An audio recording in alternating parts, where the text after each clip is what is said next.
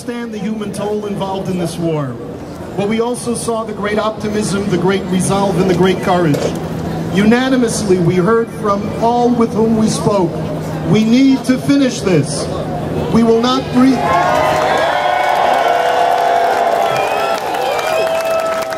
We will not be free of this aggression until once and for all, Hamas's terror infrastructure is completely dismantled and obliterated.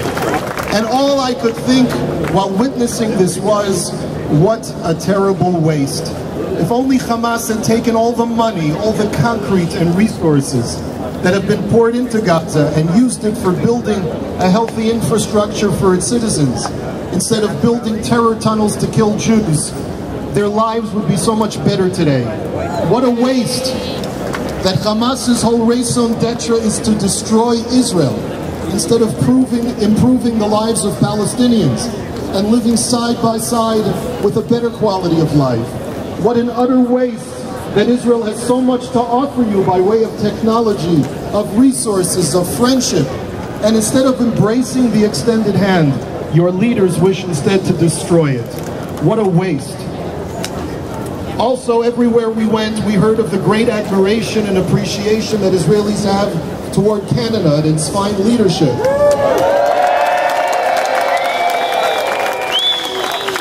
Stephen Harper and his entire cabinet are doing an exemplary job of expressing morally unambiguous support for Israel and its cause, placing the blame for this bloody almost 3 weeks of war squarely on Hamas's shoulders. And we call upon all the nations of the world to follow suit.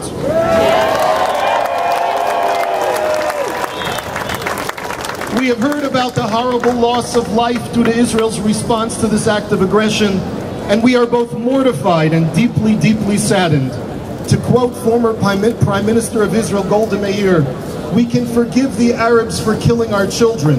We cannot forgive them for forcing us to kill their children. We will only have peace with the Arabs when they love their children more than they hate us. We therefore say to you, people of Gaza, we do not hate you, nor do we seek your destruction. We, the people of Israel, merely want to live in peace side by side with you. If you are looking for someone to blame for your suffering and the tragedies that are happening all around you, look towards your leaders who are now hiding underground while they place you as their human shield and hold the entire population of Gaza as their hostages.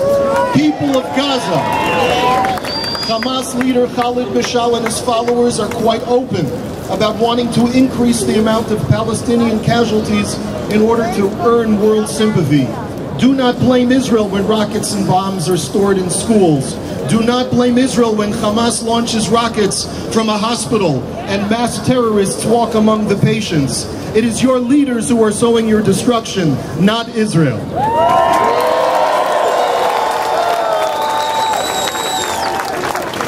As King David said, I am for peace. But whenever I speak, they are for war. Israel mourns the loss of life on both sides and wishes and hopes that Hamas will stop firing its rockets at its citizenry. The day Hamas lays down its weapons is the day Israel will stop needing to defend itself with its incursions.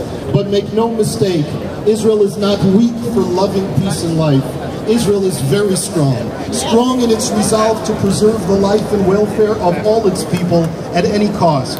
Do not be swayed by the propaganda of your leaders who would have you believe that your culture of death trumps Israel's culture of life. And finally, to the press corps, which is focusing on the Palestinian casualties without providing any context as to why these people are dying, other than blaming Israel's quote-unquote disproportionate response. Realize that you are not helping the cause of the people in Gaza. You are instead enabling one more generation of hatred and blame that will only plunge the people of Gaza more deeply into their current morass.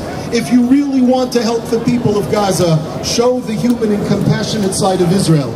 An Israel which wants an end to this conflict as much as the people of Gaza. An Israel who simply wants to live in peace with all its neighbors and to see Hamas terrorism come to an end. The people of Israel are strong. both in their capability and in their resolve. We wish only to live in peace, but we will not tolerate further aggression.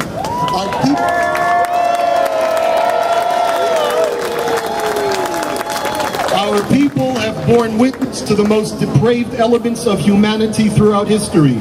In the past, we've been powerless and have been the victim. But now we have the ability to fight back against those same evil forces. Now we say, never again. On Yisrael 5.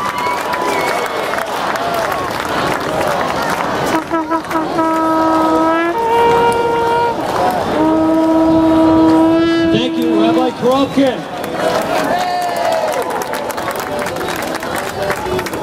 On a more somber note, as Rabbi Korobkin mentioned, residents of southern Israel have as little as 15 seconds to run for cover when a rocket comes flying in towards their schools. Those in Israel have to experience this in 15 seconds. So right now we're going to play that sound, the Tzeva Adom, the red alert sign. And when we hear it, please everyone drop to the ground in solidarity. This is what our brothers and sisters in Israel have to experience.